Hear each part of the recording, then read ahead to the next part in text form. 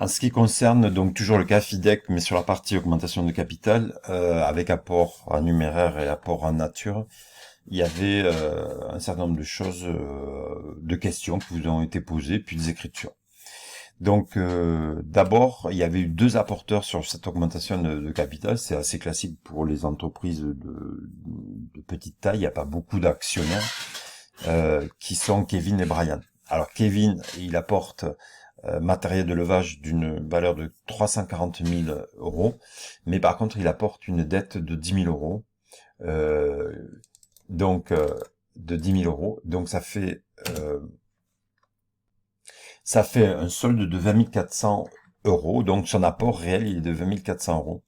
Et pour déterminer le nombre de titres qu'on va lui donner en contrepartie, eh bien, il faut diviser par la valeur d'émission et non pas la valeur nominale. C'est une erreur assez classique.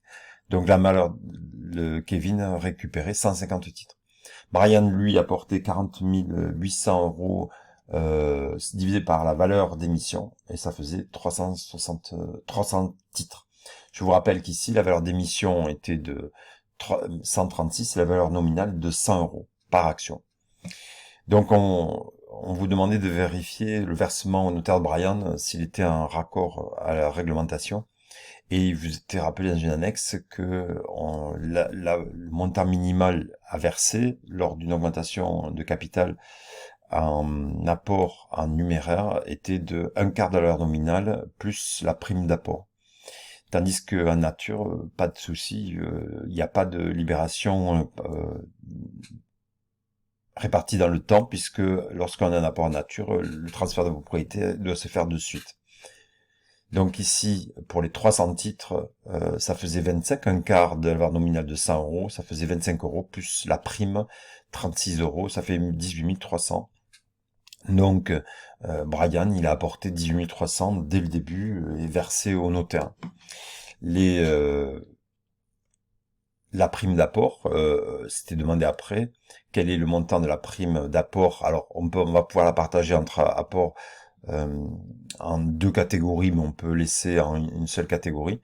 Eh bien, l'apport total, la prime d'apport total, c'est 450 titres, 300 et 150, fois la valeur d'émission, moins la valeur nominale, ça fait 36 euros, et ça fait 16 200. Alors, on va comptabiliser les apports. Il y a plusieurs façons, ou en plusieurs fois, ou en une seule fois. Je vais vous présenter les deux types d'écriture. D'abord, l'apport de Kevin. Alors, on peut utiliser un sous-compte du 456.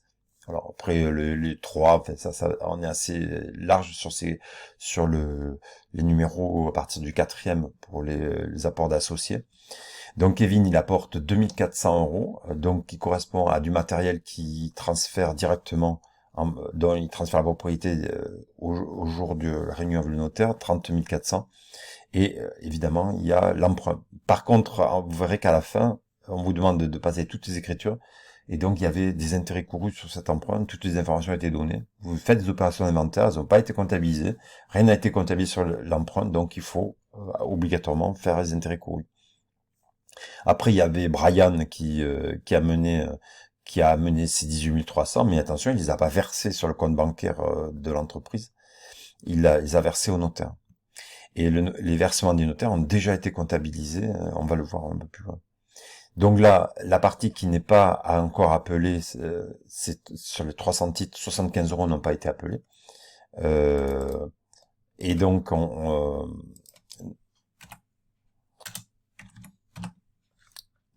les comptabilise en 109 et en 1011 apports non appelés pour 22 500.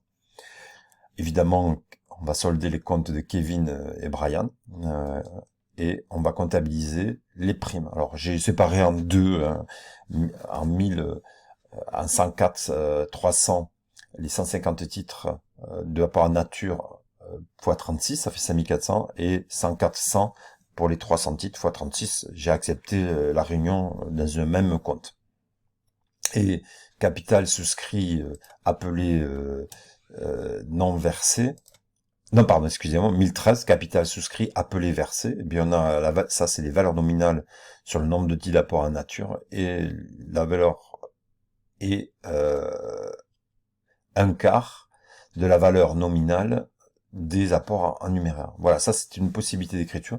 Je vais vous en présenter une autre, où on peut faire la même chose, mais en une seule écriture. On met donc les apports de animaux, les versements au notaire, le capital souscrit appelé capital souscrit non appelé, avec le 1011, pareil, elles sont corollaires, l'emprunt, les primes et le capital souscrit appelé versé. Ça, c'est une possibilité.